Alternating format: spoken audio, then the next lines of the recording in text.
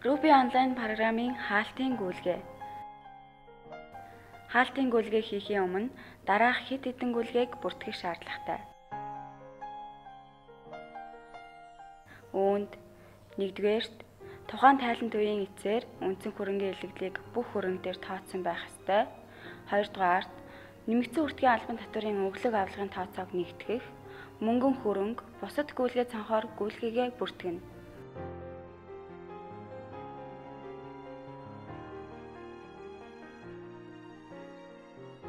Энэ нь тухайн тайлант үеийн эцээр нэмэгдсэн үртгийн албан татварын авлага өглөгийн данс дээрх үлдэгдлийг нэгтгэж, нэг дансанд хоримтлуулах үйл ажиллагаа юм.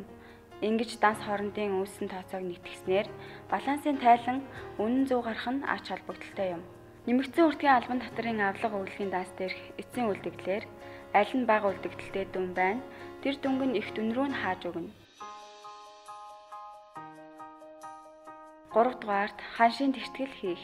Ханшийн бүртгэл цонх дээр тухайн тайлант үеийн хаалтын ханшийг шинэ ханш мөр дээр бүртгэж хадгалснаар ханшийн тэгтгэл автоматар хийгдэнэ.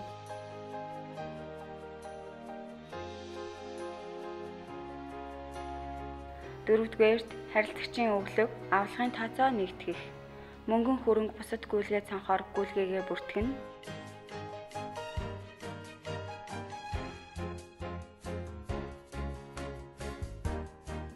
Харилцагчийн авлага, өглөгийн данс дээрх эцсийн үлдэгдэл дээрх дүнг нэгтгэнэ. Бага дүнг их дүнгээс хааж өгнө.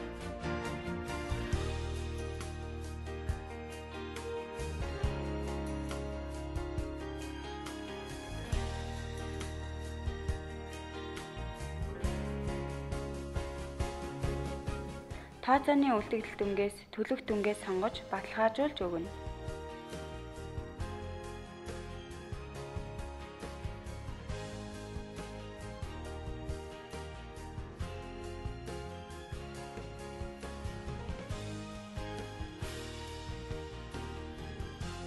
Ингээд тайлангаас үлдэгдэл дүнгээр шалгая.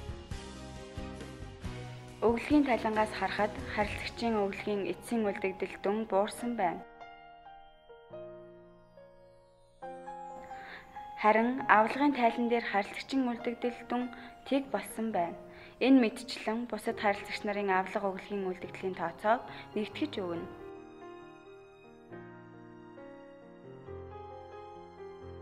5-дугаарт хаалтын гүйлгээ хийх. Гүйлгээ баланс дээр бүх төр дансууд үлдэгдэлтэй байгаа бөгөөд хаалтын гүйлгээ хадгалсны дараа гүйлгээ балансын бүх төр дансууд үлдэгдэлгүй болсон байх болно.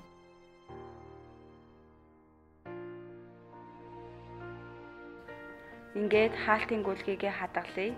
Хаалтын гүйлгээг хадгалах үед анхааруулгын цонх гарч ирэх бөгөөд тийм гэсэн тохиолдолд хаалтын гүйлгээ хадгалагдаж тухайн тайлант үеийн ашиг алдагдлын дансны бичлэгтийн програм автоматар бүртгэх болно. Гүйлгээ баланс руу орж төр дансуудаа шалгахад бүгд үлдэгдэлгүй болсон байна. Ингээд танай байгууллагын тайлан баланс гарахад бэлэн боллоо. Та тайлангаа шалгах нь уу?